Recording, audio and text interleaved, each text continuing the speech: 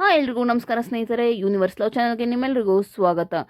ಇವತ್ತು ಬೆಳಿಗ್ಗೆನೆ ಒಂದು ಸಾವಿನ ಸುದ್ದಿ ಕೇಳಿ ಬರುತ್ತೆ. ಅದು ಯಾರದು ಅಂತ ನೋಡಿದ್ರೆ ವಿಜಯ ರಾಘವೇಂದ್ರ ಸರ್ ಹಾಗೂ ಮುರಳಿ ಸರ್ ಅವರ ತಾಯಿಯಾದ ಜಯಮ್ಮನವರು ಇವತ್ತು ವಯೋಸಹಜ ಕಾಯಿಲೆಯಿಂದ ಬಳಲುತ್ತಿದ್ದರು.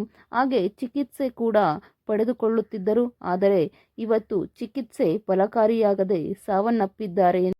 ಅವರು ಸಾವನ್ನಪ್ಪಿದ್ದಾಗ ವಿಜಯ ರಾಘವೇಂದ್ರ ಸರ್ ಇರ್ಬೋದು, ಮುರಳಿ ಸರ್ ಕೂಡ ಬೇರೆ ಬೇರೆ ಕಡೆಯಲ್ಲಿದ್ದರು. ಮುರಳಿ ಸರ್ ಶೂಟಿಂಗ್ನಲ್ಲಿದ್ದರಂತೆ. ಅವರು ಎಲ್ಲರೂ ಕೂಡ ದಿಢೀರ್ನೆ ಬಂದಿದ್ದಾರೆ.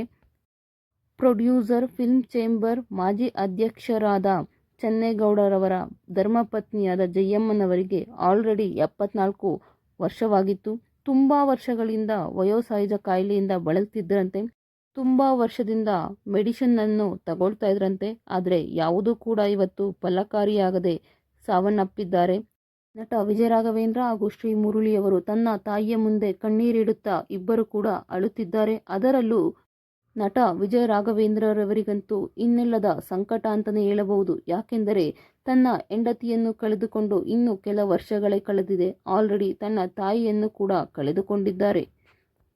ತನ್ನ ಹೆಂಡತಿಯನ್ನು ನೆನೆಸಿಕೊಂಡ ದಿನವೇ ಇಲ್ಲ, ಆಕೆಯನ್ನು ದಿನ ನೆನೆಸ್ಕೊಳ್ತಾನೆ ಇರ್ತೀನಿ ಅಂತ ತುಂಬ ಸ್ಟೇಜ್ಗಳ ಮೇಲೆ ಅಳುತ್ತಾ ಹೇಳಿದ್ದಾರೆ. ಅದರಂತೆಯೇ ಎಷ್ಟೋ ಯೂಟ್ಯೂಬ್ ಚಾನಲ್ಗಳಲ್ಲಿ, ಅದೇ ರೀತಿ ಎಷ್ಟೋ ನ್ಯೂಸ್ ಚಾನಲ್ಗಳಲ್ಲೂ ಕೂಡ ಈ ವರ್ಷ ವಿಜಯ ರಾಘವೇಂದ್ರರವರು ಮದುವೆಯಾಗ್ತಾರೆ ಮತ್ತೊಂದು ಹುಡುಗಿಯನ್ನ ಅಂತ ಪ್ರತಿ ದಿನ ಕೂಡ ಅವರ ಬಗ್ಗೆ ನ್ಯೂಸ್ ಬರ್ತಾನೆ ಇರುತ್ತೆ. ಆದರೆ ಅದಕ್ಕೆಲ್ಲವೂ ಕೂಡ ತಲೆ ಕೆಡಿಸಿಕೊಳ್ಳದೆ ಎಷ್ಟೋ ಇಂಟರ್ವ್ಯೂಗಳಲ್ಲೂ ಕೂಡ ಹೇಳಿದ್ದಾರೆ, ನಾನು ಬದುಕಿರೋದು ಬರೀ ನನ್ನ ಮಗನಿಗಾಗಿ ಅಷ್ಟೇ.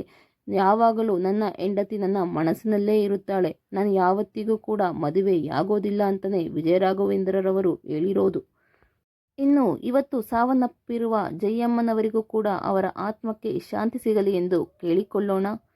ಇನ್ನು ಅವರ ಫ್ಯಾಮಿಲಿಯವರಿಗೂ ಕೂಡ ಈ ದುಃಖದಿಂದ ಬೇಗ ಆಚೆ ಬರಲಿ ಎಂದು ಕೂಡ ದೇವರಲ್ಲಿ ಪ್ರಾರ್ಥಿಸೋಣ. ಪೂರ್ತಿ ವಿಡಿಯೋ ನೋಡಿದ್ದಕ್ಕಾಗಿ ಧನ್ಯವಾದಗಳು. Thank you so much.